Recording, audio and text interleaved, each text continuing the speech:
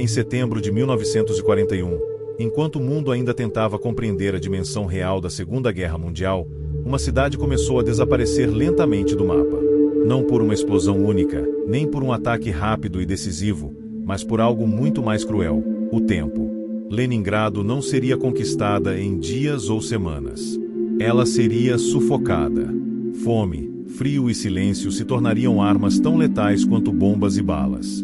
Por quase 900 dias, uma das maiores cidades da União Soviética permaneceu cercada, isolada do mundo, sem suprimentos suficientes, sem rotas de fuga e sem esperança imediata de resgate. O cerco de Leningrado não foi apenas uma batalha militar. Foi uma experiência extrema de sobrevivência humana, onde civis, crianças e idosos se tornaram alvos indiretos de uma estratégia que buscava matar não apenas soldados, mas uma cidade inteira. Quando a Alemanha nazista lançou a Operação Barbarossa, em junho de 1941, o objetivo era claro: destruir a União Soviética em uma campanha rápida e avassaladora. Moscou, Kiev e Leningrado estavam entre os principais alvos. Para Hitler, Leningrado tinha um valor simbólico enorme. Era o berço da Revolução Russa, um centro industrial vital e uma cidade que carregava o nome de Lenin. Sua destruição não seria apenas uma vitória militar, mas um golpe ideológico profundo. Mas, ao contrário do que muitos esperavam, Leningrado não cairia em um ataque direto. O plano alemão era ainda mais sombrio. Em vez de invadir a cidade e enfrentar combates urbanos prolongados, o alto comando alemão decidiu cercá-la completamente. Cortar estradas, ferrovias e rotas de suprimento. Deixar que a fome, o frio e o desespero fizessem o trabalho. Documentos da época mostram que não havia intenção de aceitar rendição ou evacuar a população civil. A ideia era simples e brutal: deixar Leningrado morrer. À medida que o cerco se fechava, mais de 2,5 milhões de pessoas ficaram presas dentro da cidade. Entre elas, centenas de milhares de crianças. A maioria não tinha para onde ir. Não havia transporte suficiente. Não havia tempo. Em poucas semanas, os estoques de comida começaram a diminuir drasticamente. Padarias reduziram a produção. Mercados esvaziaram. O pão, que se tornaria o símbolo do cerco, passou a ser racionado de forma cada vez mais cruel. Com o passar dos meses, a situação se agravou. O inverno russo chegou com força total. Temperaturas extremas congelaram canos, sistemas de aquecimento e até mesmo corpos nas ruas. Pessoas morriam dentro de suas casas, em filas por comida ou simplesmente caminhando, vencidas pelo frio e pela fome. Em muitos casos, os mortos permaneciam dias onde caíam, porque não havia forças nem meios para removê-los.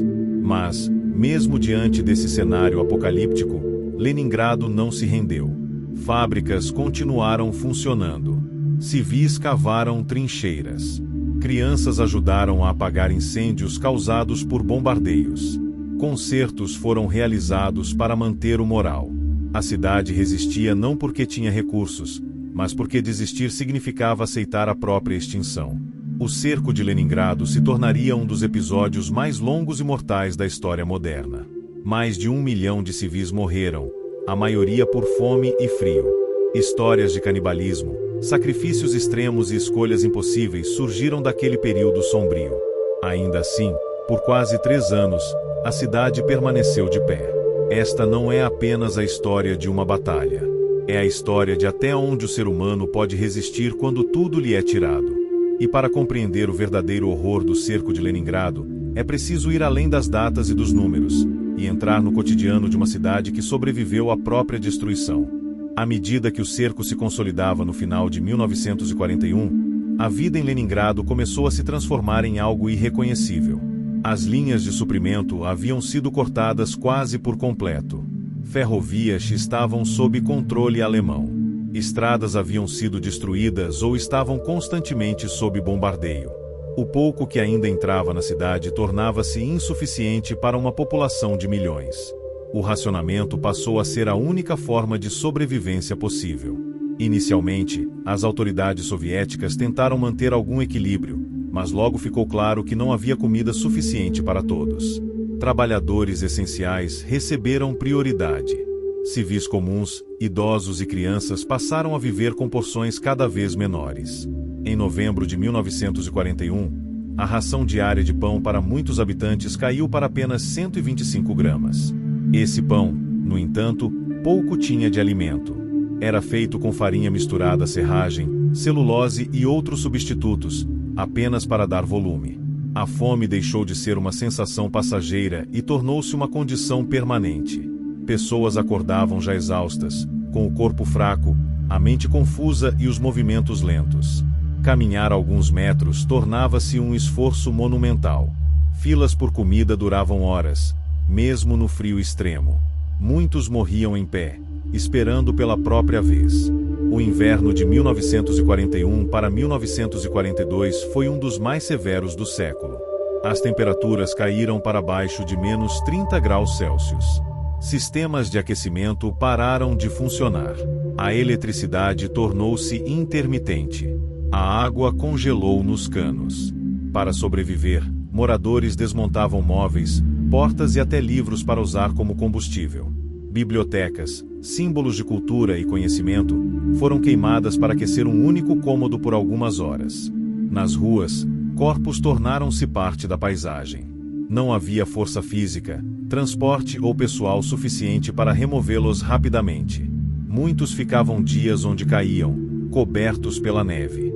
O simples ato de enterrar um morto exigia uma energia que poucos ainda possuíam. Mesmo assim, a cidade continuava funcionando. Fábricas militares seguiram produzindo armas e munições.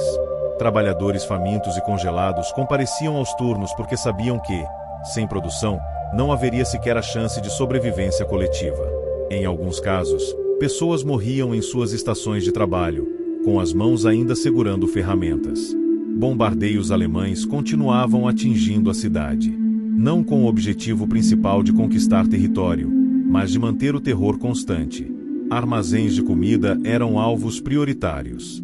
Um dos ataques mais devastadores destruiu grandes depósitos de alimentos, reduzindo ainda mais as reservas já escassas. Para muitos habitantes, esse foi o momento em que perceberam que a fome seria inevitável. Com o passar dos meses, a situação atingiu níveis extremos. Relatórios da polícia soviética registraram casos de pessoas desenterrando cadáveres para se alimentar.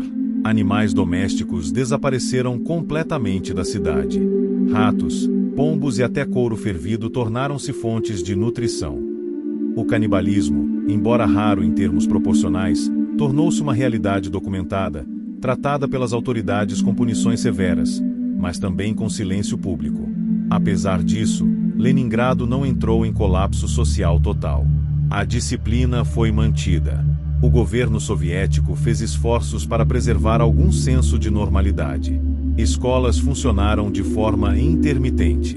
Concertos foram organizados. O mais famoso deles ocorreu em agosto de 1942, quando a 7ª Sinfonia de Shostakovich foi executada na cidade sitiada. Muitos músicos estavam fracos demais para tocar e precisaram ser alimentados especialmente para o evento. A música foi transmitida por alto-falantes, inclusive em direção às linhas alemãs, como uma declaração simbólica de resistência. Enquanto isso, uma tênue esperança surgia no Lago Ladoga. Durante o inverno, quando o lago congelava, uma rota improvisada começou a ser utilizada para transportar suprimentos para dentro da cidade e evacuar civis. Essa rota ficou conhecida como a Estrada da Vida. Caminhões atravessavam o gelo sob constante ameaça de bombardeios e do próprio colapso da superfície congelada. Muitos veículos afundaram. Muitos motoristas morreram. Ainda assim, aquela estrada salvou incontáveis vidas e manteve Leningrado respirando, mesmo que com dificuldade. Com a chegada de 1943, o cerco começou a mostrar sinais de desgaste. As forças soviéticas lançaram ofensivas para romper o isolamento. Pequenos corredores foram abertos, permitindo um fluxo um pouco maior de suprimentos. A situação continuava terrível, mas a perspectiva de libertação finalmente surgia. Em janeiro de 1944, após quase 900 dias, o cerco foi oficialmente rompido. Leningrado havia sobrevivido, mas a cidade que emergiu não era mais a mesma. Mais de 1 milhão de civis haviam morrido. Famílias inteiras desapareceram. Gerações foram marcadas para sempre pela fome, pelo frio e pelo trauma. A vitória não trouxe celebração imediata, apenas exaustão e luto. E mesmo assim, para muitos, resistir já havia sido uma forma de vitória. Quando o cerco de Leningrado finalmente terminou, em janeiro de 1944, não houve grandes comemorações imediatas. Não havia forças para isso. A cidade havia sobrevivido, mas o preço pago foi tão alto que a vitória parecia silenciosa. Ruas estavam vazias. Prédios permaneciam em ruínas. Famílias inteiras tinham desaparecido sem deixar rastros. Para muitos sobreviventes, a libertação chegou tarde demais. Mais de 1 milhão de civis morreram durante o cerco. A maioria não caiu em combate, não foi atingida por bombas ou balas. Morreu de fome, de frio, de exaustão. Morreu lentamente. Morreu esperando. O cerco de Leningrado não foi apenas um episódio militar da Segunda Guerra Mundial. Foi uma tentativa deliberada de aniquilação de uma população inteira por meio da privação. Essa característica torna Leningrado única na história moderna. Em nenhum outro grande cerco uma cidade foi mantida isolada por tanto tempo, com tamanha população civil presa em seu interior, e com a clara intenção de deixá-la morrer. Documentos alemães posteriores confirmam que não havia planos reais de ocupação ou rendição negociada. A estratégia era simples: cercar, esperar e eliminar. Ainda assim, a cidade resistiu. Resistiu sem comida suficiente. Resistiu sem aquecimento. Resistiu enquanto enterrava seus mortos na neve. Resistiu enquanto transformava livros em combustível, couro em alimento e silêncio em disciplina. Resistiu enquanto crianças cresciam conhecendo apenas a fome. Resistiu enquanto artistas tocavam música para um público fraco demais para aplaudir.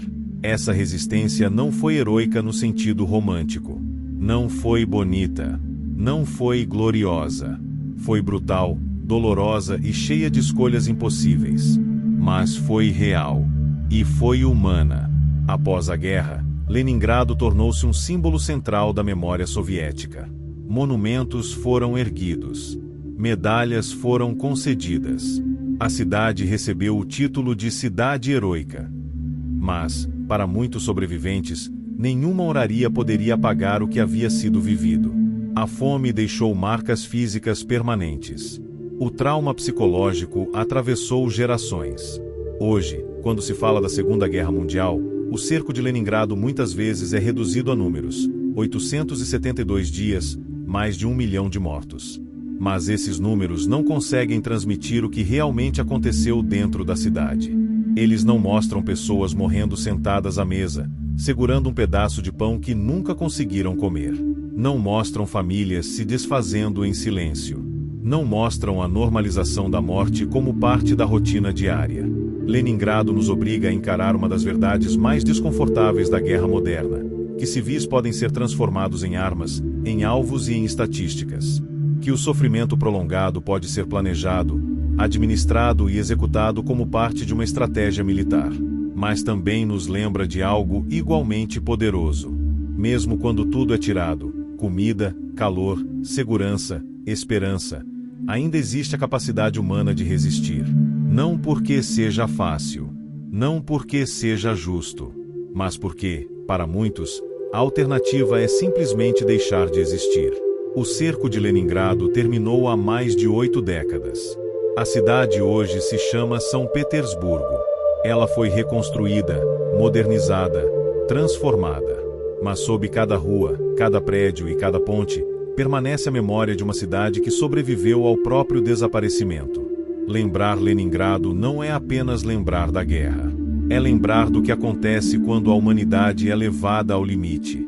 E, ainda assim, decide continuar.